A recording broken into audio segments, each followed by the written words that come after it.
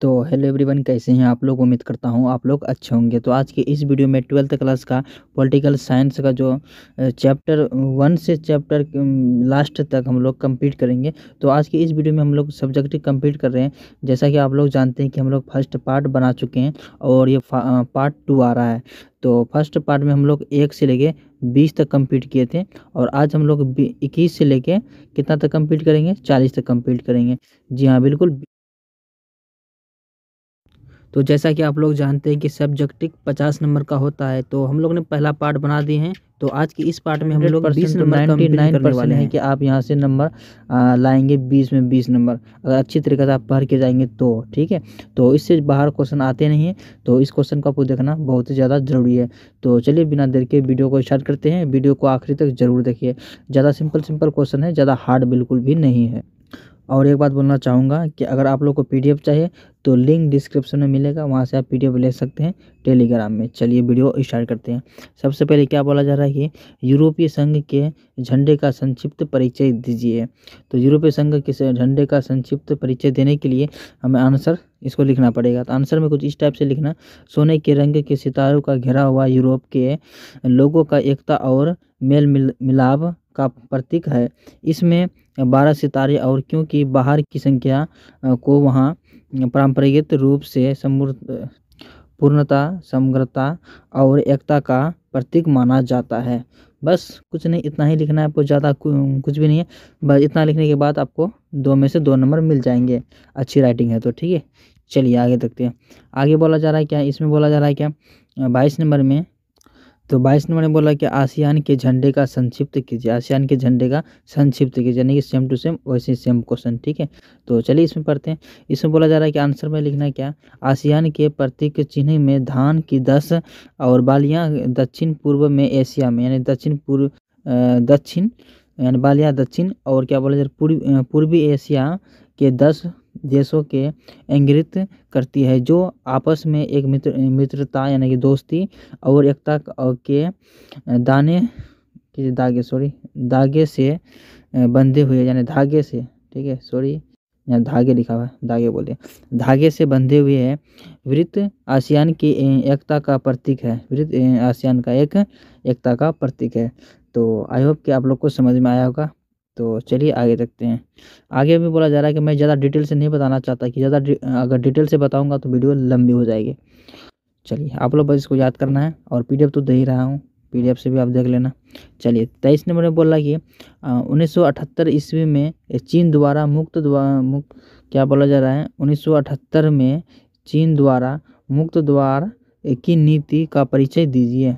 मुक्त द्वार का परिचय देने को बोल रहा है। तो इसका भी आंसर है। लिखना कैसे लिखना है मैं बता रहा हूँ। इसका आंसर में है कि 1978 ईस्वी में 1978 के दिसंबर में देंग याओपिंग ने ओपन डोर यानी ओपन डोर मुक्त द्वार की नीति चलाई।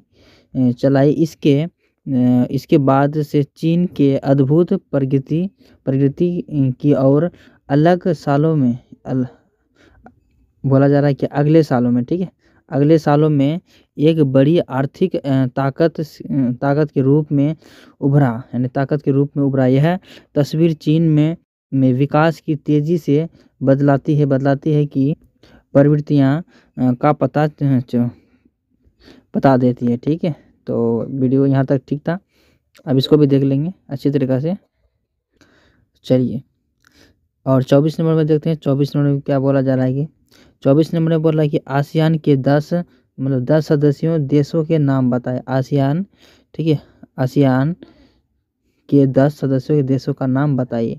तो इसका चलिए इसका नाम जानते हैं। इंडोनेशिया और मलेशिया, और क्या बोला जा रहा है फिलीपींस, सिंगापुर, थाईलैंड, और क्या दारुसलाम, और 8 नंबर में 7 नंबर में क्या वियतनाम, और 8 नंबर में हो गया लाओस, और 9 नंबर में हो जाएगा म्यांमार, और 10 नंबर में हो जाएगा कंबोडिया, ठीक है। तो बस इतना ही आपको याद रखना है। इसको लिख देने के बाद 2 नंबर, ठीक है। चलिए इसमें तो नंबर नहीं कटेगा, इसमें फुल मिलेगा। आगे बोला जा रहा है क्या 25 नंबर में चीन में विदेशी व्यापार में उल्लेखनीय वृद्धि लाने के लिए दो कारकों का उल्लेख कीजिए। यानी विदेशी, चीन में विदेशी व्यापार यानी लाने का वृद्धि लाने का दो कारण बताइए। ठीक है, तो चलिए इसका आंसर जानते हैं। इसका आंसर भी उतना ही आसान है जितना कि मैं हेडलाइन है इसका क्वेश्चन है। आंसर पर लिखना क्या, चीन के द्वारा 1978 में खुले द्वार की नीति विशेषकर व्यापार में सहायक नए कानूनों को अपनाया। इससे विशेष आर्थिक क्षेत्रों में और क्या व्यापार के निर्माण में विदेशी व्यापार के उल्लेखनीय वृद्धि हुई। ठीक है, तो आप इसको देख लीजिए इंग्लिश में, तो मैंने आपको हिंदी में बताया, समझ के तो अच्छी बात है। ठीक है, आप पढ़ लेंगे इंग्लिश में, वैसे तो खास ज़रूरत है नहीं, हिंदी से भी काम चल जाएगा। आगे बोला जा रहा है क्या, भारत ने संयुक्त राष्ट्र में चीन की सदस्यता की वकालत क्यों की। भारत में संयुक्त राष्ट्र में चीन की सदस्यता की वकालत क्यों की। तो चलिए इसका आंसर जानते हैं। इसका आंसर में है चीन भारत का पड़ोसी एवं विश्व का सर्वाधिक जनसंख्या वाला देश है। यह देश अभी कुछ वर्ष पहले तक संयुक्त राष्ट्र का सदस्य नहीं था। और क्या बोला जा रहा है, ने सदा चीन की क्या बोला नहीं था, भारत ने सदा चीन की सदस्यता की वकालत की 1971 में, और समाजवादी चीन की सदस्यता संयुक्त राष्ट्र में स्वीकार की गई। भारत द्वारा संयुक्त राष्ट्र में चीन क्या बोला आगे जाते, चीन की सदस्यता की वकालत जिन कारकों से की गई उनमें प्रमुख निम्नलिखित कारण है। चलिए 1 नंबर में क्या लिखा गया है, चीन विश्व में सर्वाधिक जनसंख्या वाले देश है, और भारत यह अनुभव किया कि ऐसा देश की विश्व मंच से बाहर न रहना विश्व के लिए खतरा हो सकता है। ठीक है, बस हो गया इसका आंसर। चलिए आगे देखते हैं। आगे बोला जा रहा है क्या, 27 नंबर में राजीव गांधी का संक्षिप्त परिचय दे। राजीव गांधी यानी कि महात्मा गांधी का नाती। ठीक है, तो इसका परिचय चलिए देते हैं। इसका परिचय में लिखने के, राजीव गांधी फिरोज गांधी और इंदिरा गांधी की संतान थे। वे 1944 में जन्म हुए थे, यानी 1944 में जन्म हुए थे। 1980 के बाद वे देश की सक्रिय राजनीतिक में शामिल किया, यानी 1980 में शामिल किया था देश में हुई है। अपनी माँ इंदिरा गांधी की हत्या के बाद, उसका माँ का गांधी उसकी मतलब कि किसका माँ, इंदिरा गांधी की हत्या के बाद वे राष्ट्रव्यापी सहानुभूति, ठीक है, सहानुभूति के वातावरण में भारी बहुमत से 1984 में इंदिरा गांधी के प्रधानमंत्री बने, और 1989 ईस्वी के बीच वह प्रधानमंत्री पद पर रहे थे। कब, ये सब डेट याद रखना आपको, ये सब डेट इम्पोर्टेंट है। ठीक है, चलिए आगे देखते हैं। और 28 नंबर में क्या बोला जा रहा है, 28 नंबर में बोला जा रहा है क्या, आनंदपुर साहेब प्रस्ताव का लिखो। ठीक है, सीखो एवं देशों पर क्या प्रभाव पड़ा। यानी कि आनंदपुर साहेब प्रस्ताव का सीखो, जो वहाँ का जो सीख था, तो एवं उस पर क्या प्रभाव पड़ा। तो चलिए इसका आंसर जानते हैं। इसका आंसर में बोला गया है क्या, आनंदपुर साहेब प्रस्ताव का सिख जिन पर समुदाय पर बड़ा कम असर पड़ा। कुछ साल बाद जब 1980 में अकाली दल की सरकार बर्खास्त हो गई, तो अकाली दल ने पंजाब तथा पड़ोसी राज्यों के बीच पानी के बंटवारे के मुद्दे पर एक आंदोलन चलाया था। चले 29 नंबर में देखते हैं। 29 नंबर में बोला जा रहा है कि 1990 के दशक के मध्यवर्ती वर्षों में पंजाब में शांति किस तरह आ गई और इसके क्या अच्छे परिणाम दिखाइए। इसका क्या अच्छे परिणाम मिला तो वो दिखाने के लिए बोल रहा है। चलिए तो इसका आंसर जानते हैं।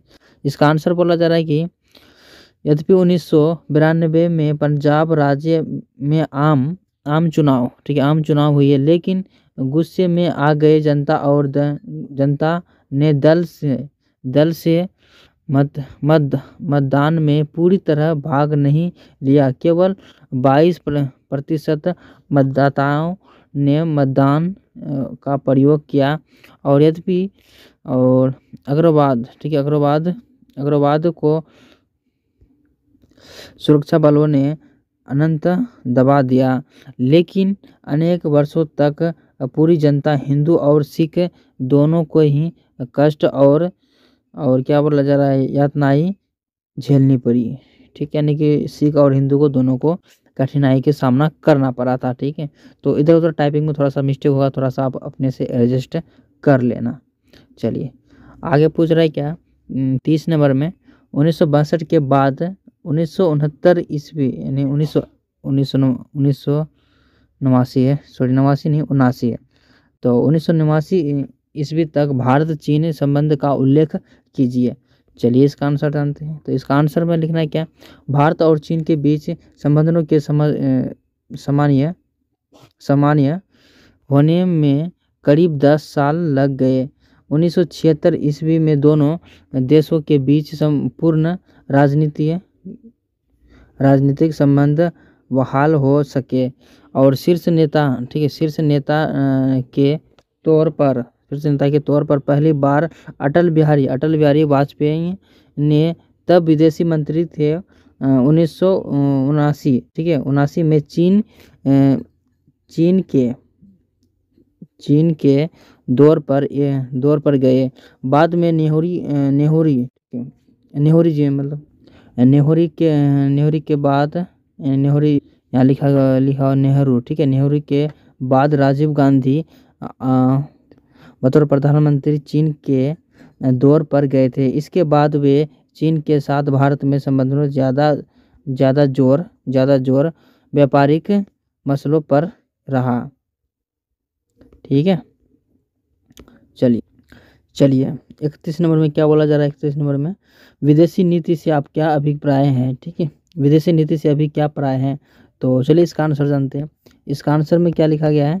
इसका आंसर में है आधुनिक समय में प्रत्येक राष्ट्र के दूसरे राष्ट्र के साथ संपर्क स्थापित करने के लिए विदेश नीति निर्धारित करनी पड़ती है।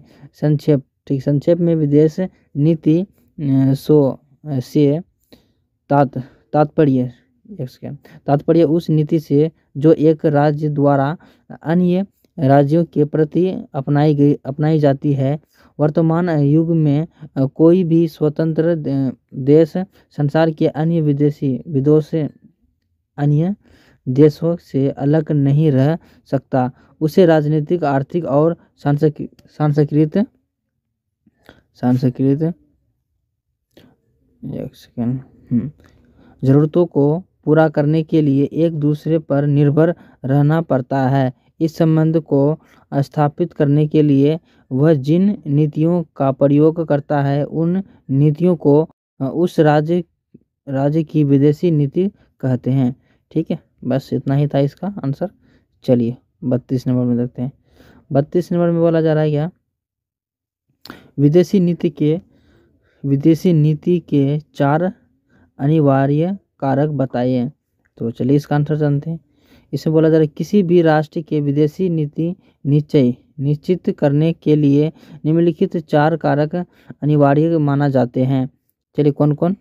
1 नंबर में है राष्ट्रीय हित, 2 नंबर में क्या लिखना, राज्य की राजनीतिक स्थिति, 3 नंबर में लिखना क्या, पड़ोसी देशों के संबंध, और 4 नंबर में हो जाएगा अंतर्राष्ट्रीय राजनीतिक वातावरण।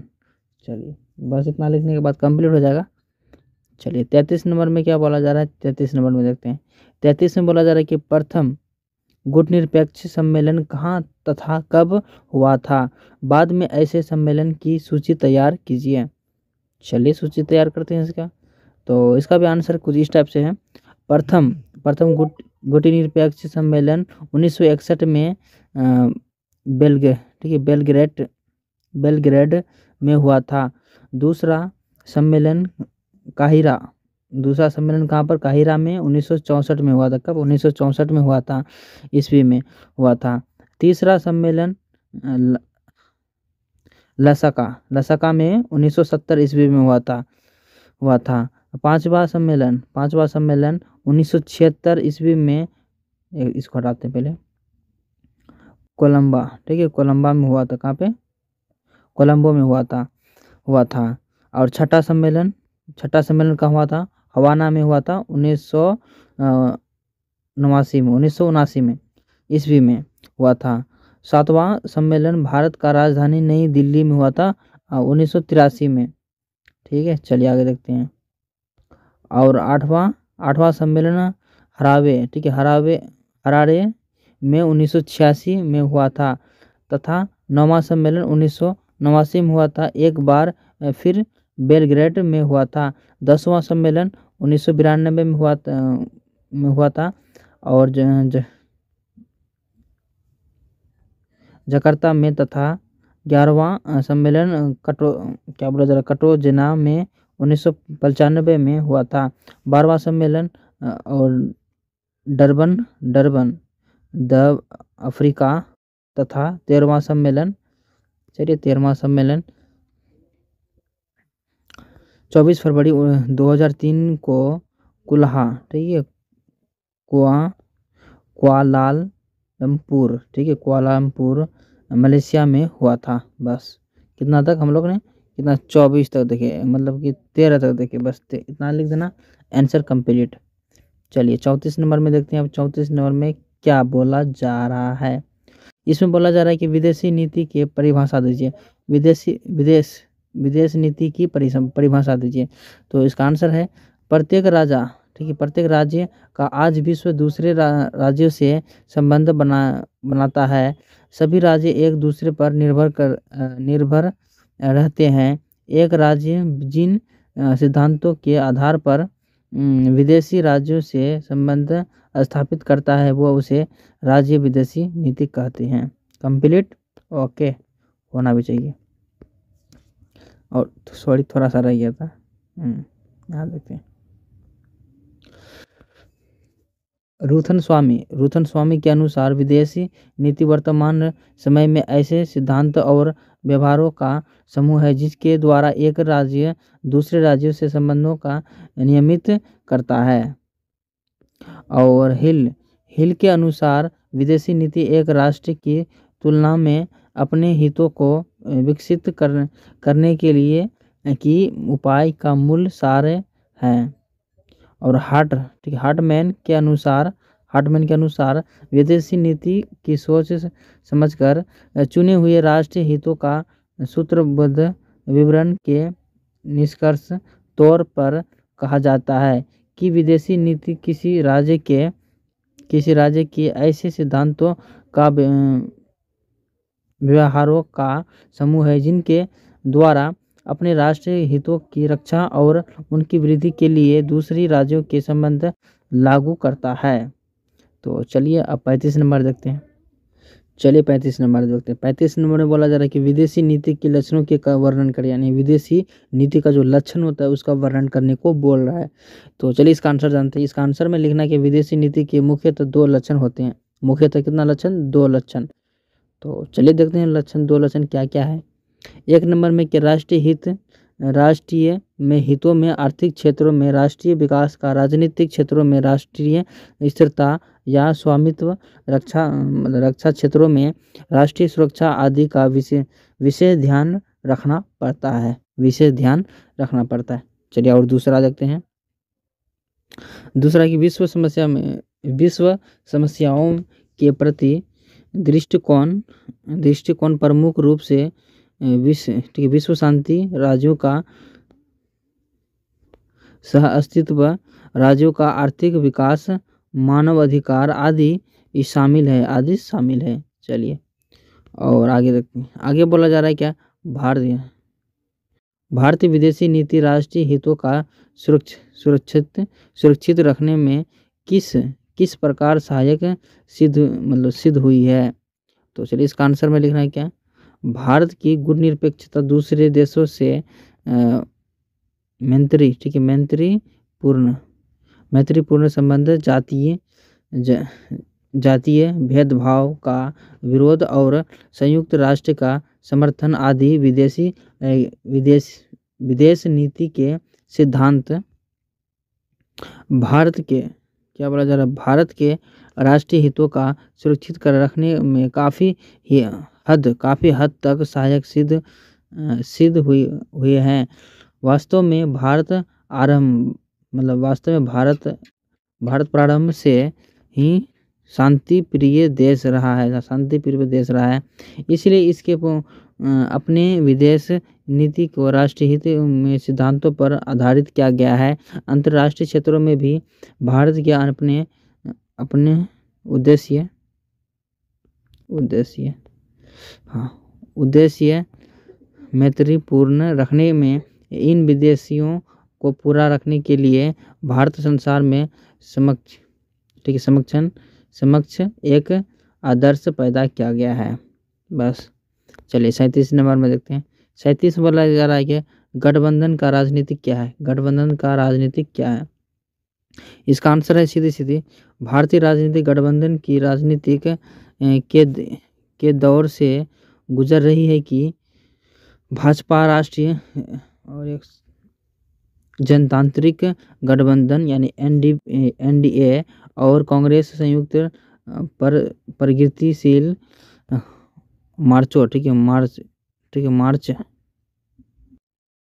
मोर्चा यानी UPA नाम से गठबंधन बनाए हुए हैं।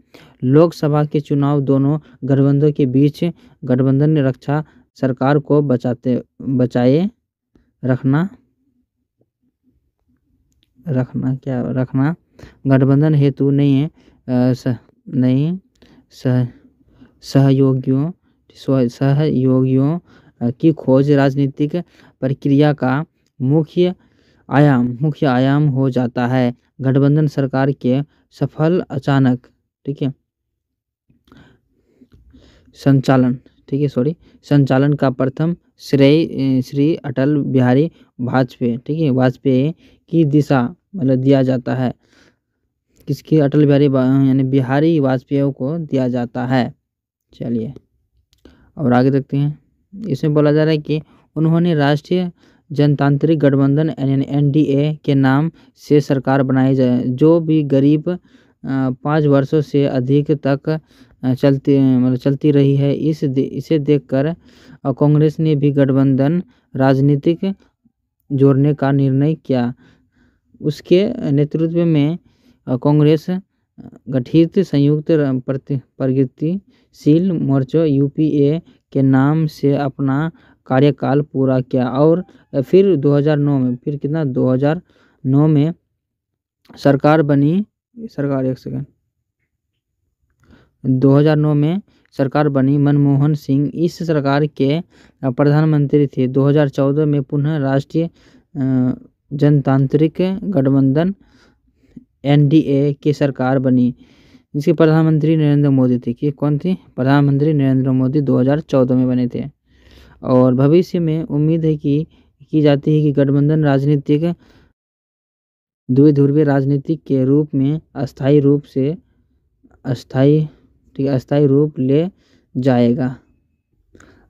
ले जाएगा। ऐसा होने पर संसदीय व्यवस्था मजबूत होते हैं, यानी संसदीय व्यवस्था मजबूत होते हैं। चलिए और 38 नंबर में क्या बोला जा रहा है? 38 नंबर में बोला जा रहा है कि राष्ट्रीय लोकतांत्रात्मक गठबंधन की सबसे बड़ी विशेषता क्या है? तो चलिए इसका आंसर जानते हैं। इसका आंसर में है यह सबसे बड़े विरोधी दल भारतीय जनता पार्टी है। नेतृत्व में बने हैं लगभग 13 राजनीतिक और क्या बोला जा रहा है कि पार्टियों या उसके अधिक का गठबंधन का जिसकी सरकार अटल बिहारी वाजपेयी के नेतृत्व में 3 बार बनी। इसका कुल कार्यकाल लगभग 6 वर्ष रहा। वाजपेयी कुछ ही दिनों तक पहली बार प्रधानमंत्री रहे, लेकिन आज तक जितने भी गैर कांग्रेस प्रधानमंत्री बने हुए उनका कार्यकाल कुल मिलाकर सर्वाधिक दीर्घ ही रहा, मतलब ज़्यादा रहा। 39 में बोला जा रहा है कि गठबंधन सरकार की एक राजनीतिक समस्या विश्लेषण कीजिए। तो चलिए इसका विश्लेषण करते हैं। गठबंधन राजनीतिक विचारों की एक रूपता नहीं होती है। बार बार पार्टियों गठबंधन छोड़ती है और इसलिए प्राय गठबंधन टूटते रहते हैं या बदलते रहते हैं। इससे लोगों का बहुदलीय प्रणाली में विश्व का विकास यानी विश्वास कम होता है, यानी कि प्रणाली में विश्वास कम होता है। प्राय वे दो दलीय या तीन अथवा भी कभी एक दलीय प्रणाली के समर्थक भी बने जाते हैं।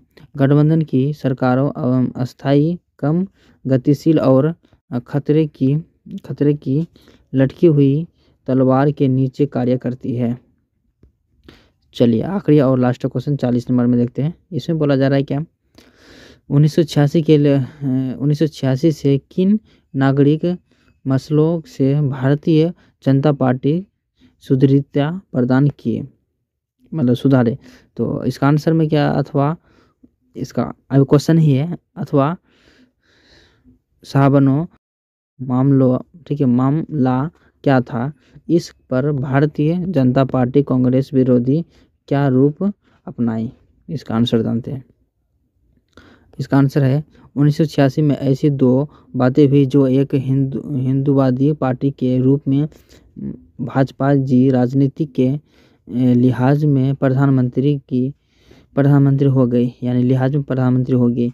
इसमें पहली बार 1985 के साहबनो मामले से जुड़ी हुई यह मामला एक 62 वर्षीय तलाकशुदा मुस्लिम महिला साहबनो का था।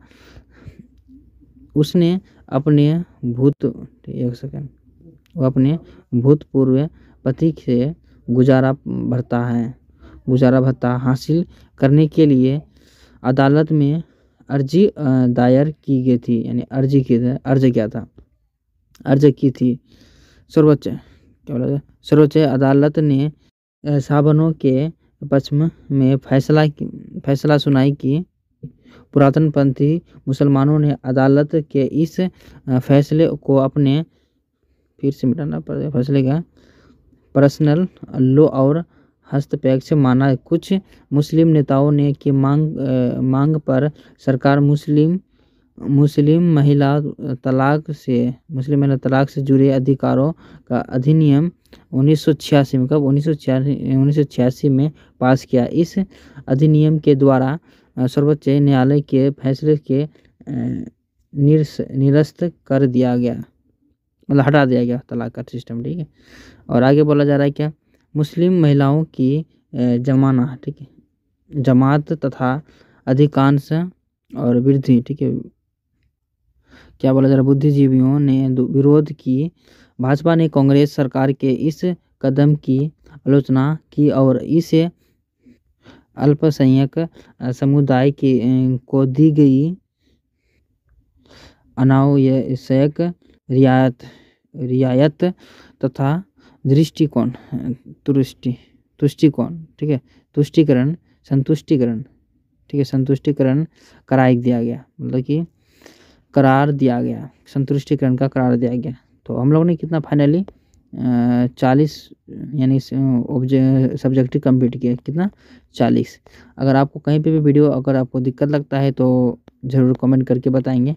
तो आज का हम लोग ने पार्ट 2 में 40 सब्जेक्टिव कंप्लीट कर दिए। पहला सब्जेक्टिव हम लोग ने 1 से लेके 20 तक।